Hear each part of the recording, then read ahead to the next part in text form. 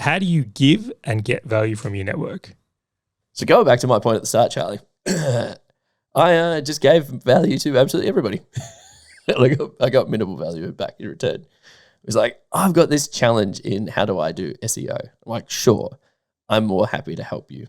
Even to the extent that there was a couple that I spoke to a couple of weeks ago, and they said, we're facing a problem in our business and we would like your help to get through this problem.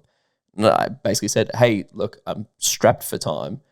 I would like, if you would be interested, more than happy to mentor you through these challenges. It might take 3 months, 6 months, 12 months, whatever, more than happy.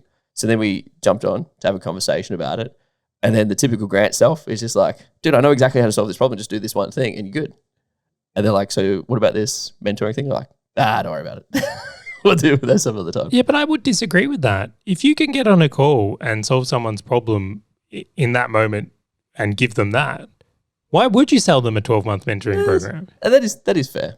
That is fair. There was more, because it's going to take them so much longer to solve the problem. Like this is the solution for right here, right now, that in 4 weeks' time, they're going to have the next problem that I know is coming up.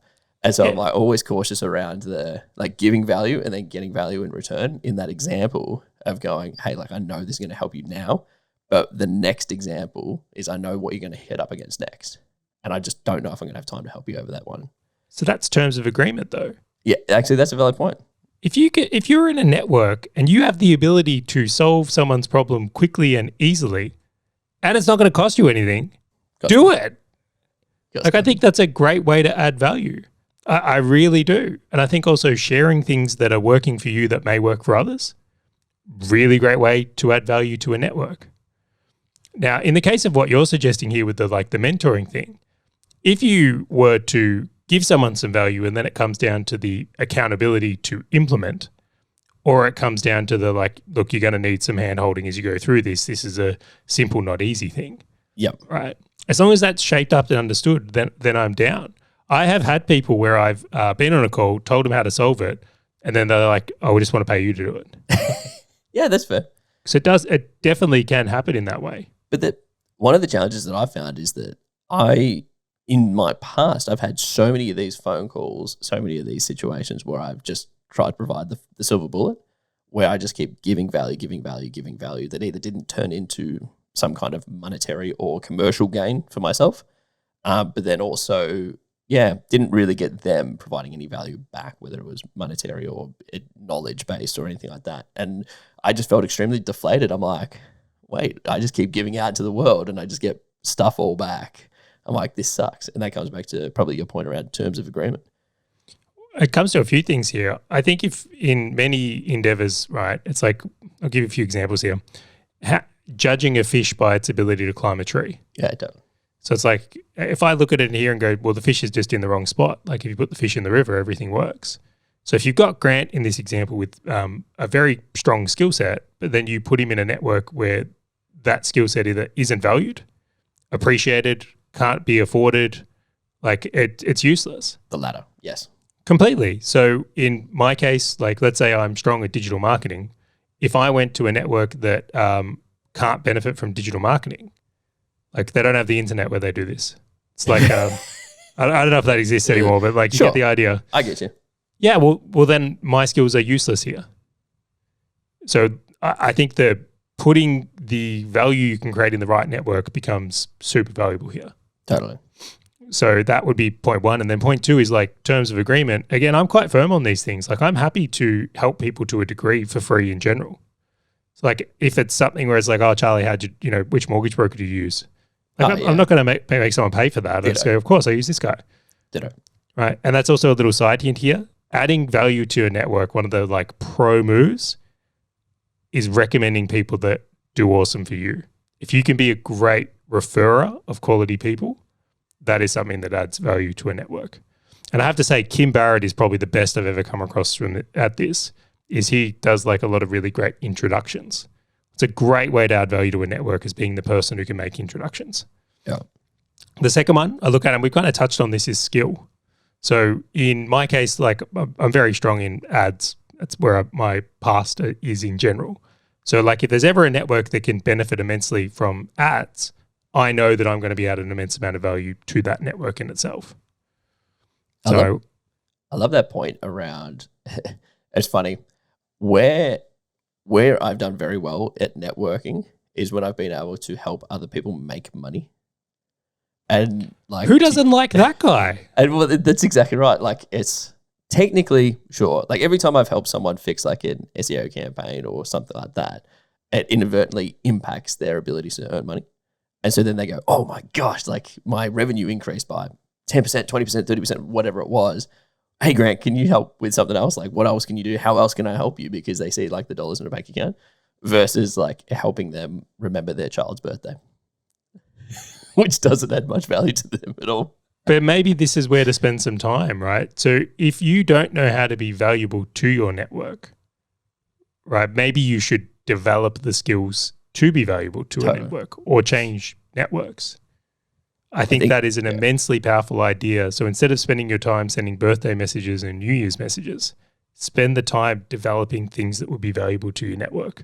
And when it becomes known that you have this value, what's interesting, and I know I mentioned this earlier about the idea of like you want to lead conversations, but once it becomes known you have a skill of value or something of value in introductions, people will gravitate towards you. Yeah, it was funny. It would have been about 4 weeks ago. There was a guy that we both know. And I pinged him. I'm like, oh, what challenges are you currently facing?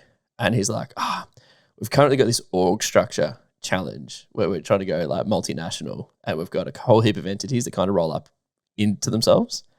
And I'm like, do you want me to help you with that? Just want to send me through exactly what you've got. Rebuilt the entire thing. He's like, Grant, how do we get you just to do that every single month? Because I'm like, this is the easiest thing. This is one of the skill sets that I've been fortunate enough to have built over the last like 8, 9, 10 years. So looking at these things, it was a massive problem for him, but the value that it provided for me just to give him the answer to it is just like, this is what we need ongoing. But the key point there is not the solution. The key point was I reached out to him and said like, what challenge are you currently facing? Know the problems of the network. I love that. Yeah. And so then he knew that I have worked with matrix type of organizations before. And he's like, this is what I've got. And I know that you're going to be able to help me solve it. So he knew what I had as a skill set, but then he also knew that aligned to a challenge that he was facing. And I proactively was in front of him saying, hey, like, what challenge are you facing? I got no idea if it was facing a challenge or not, Charlie. It was more just me saying, hey, like, I'm happy to help. Just send me through whatever you've got. Do you think a smaller, deeper relationship with the network is better? So maybe let's say 10 people you know a lot about and have deeper connection with versus let's say 30 where it's more surface level. The deeper is better. And why do I say that? Because the quality of people that will fall into those 10 are substantially greater than the ones that would be in your 30. Where the point is, like, when I say quality, people who refer myself business or that can help solve my challenges or vice versa. And then if people don't have the ability to sort of provide me value or vice versa, that will naturally fall out of those 10, right? And then someone else will fill in their place. But I just can't add that depth of value if there were 30 of them. So we've spoken about giving value. What about getting value? How do you go with actually getting, let's say, the reciprocal nature of this, which I've got to say sounds like not well in the past. Not well in the past at all. Yeah, so obviously, terms of agreement is a great thing that I'll go and tell Grant in 2000s on that he should go and do that. It'd be great. But one of the ways that I get value is I'll go and reach out to them and ping them with my challenge. And so most of my network I've solved a problem for, which is awesome. So most of them will be reciprocal to anything that I need. Where on my network I could call someone, ping someone and just say, hey, this is a challenge I'm facing. And they'll be more than willing to jump on a call, refer someone else over, like the Kim Barrett example that you've said. But I'll just be so transparent and open as to what I'm trying to solve. Completely. I like your point there around add value first. So it's less abrasive to like just be, hey, just take. Totally. Just come and take from a relationship. I've seen this in myself where sometimes I've joined a group and almost been hesitant to ask for help because I don't want to be seen as I don't know how to do the thing. Yeah.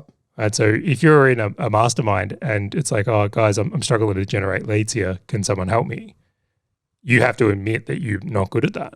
And that can be very challenging for people to be exposed and vulnerable in that way. You know that interesting thing that really changed for me, and this would have been, I don't know, call it 5 years ago, right? It was probably longer. When I used to go and ask for help, I used to expect to get the solution as free advice. But then when I changed it, I said, well, hang on, I don't expect the same the other way. Like if I'm giving someone value, I expect. Do you know what's so interesting in that? Can you see you were doing the thing you expected from others? But can you see that is the free meetup.com kind of Facebook meetup events and all those kind of things, which is like, oh, everyone just expects stuff for free. And so I still remember when I changed that. And there was a friend of mine who was helping software as a service businesses go through monetization challenges and pricing and packages and all these things. And I reached out to him and I said, dude, I'm facing the same problem. But my mentality was like, I'm willing to pay to solve this. Like, this is such a pain point, I'm willing to pay. And he's like, dude, I can totally, like, my team can solve this for you. It'll just take a day. We've got all these things. And it's like pre-packaged. I say, great, just whatever it is, just send me the invoice and we'll pay and let's go for it. And now that guy reaches out to me regularly. Like he actually offered me a consulting gig like 2 years ago. I don't know, Charlie, I told you about it. Because he's like, dude, you know how to do these things. Like, this is what I want. And it all triggered from me just going, dude, I know you can solve this problem. I got money to pay for it. Let's go. And it changed the dynamics completely as opposed to me trying to freeload off him solving my problems for free. Do you know, this isn't true in all cases, but in many cases, I prefer a paid option. Agreed. Dude, I'll pay people hourly, like a substantial amount just for their time, because I understand that they reprioritize what they're doing to help me for something that I feel better about myself. And I feel like I don't owe them something too, by the way. I like the commitment to an outcome. Yeah, totally. That's the thing for me. If someone's going to, let's just use that lead gen example. If I'm saying I need some help with generating leads and someone says, yeah, I can help you, it's going to cost $1,000. As soon as I pay them that $1,000, there's an agreement. Totally. They know the outcome I'm going for. And they've signed up to saying, yes, I will exchange this for the outcome. And don't get me wrong, probably spot check it, right? Do some due diligence and feel it out before you do those types of things. But it can be the speed you can get from that. But I think it's such a good filter, right? Like no one likes that guy pinging everybody trying to get free advice. Well, why should you not pay people in your network? Just because they're in your network doesn't mean, like, don't you want to be paid? Totally. But that was the big shift in my mind. And that was when I went from like the free groups to paid groups. And then I'm like, you know what? What is it every mentor always says? Like, just make sure that you pay for education. I'm like, screw that. Pay for education and pay for network. Like, pay for access. Hey, fellow business owner, if this topic and value-packed short video has resonated with you at all, and you want to dive deeper into creating wealth inside and outside your business, check out the full episode by clicking the link on your screen or in the description right now.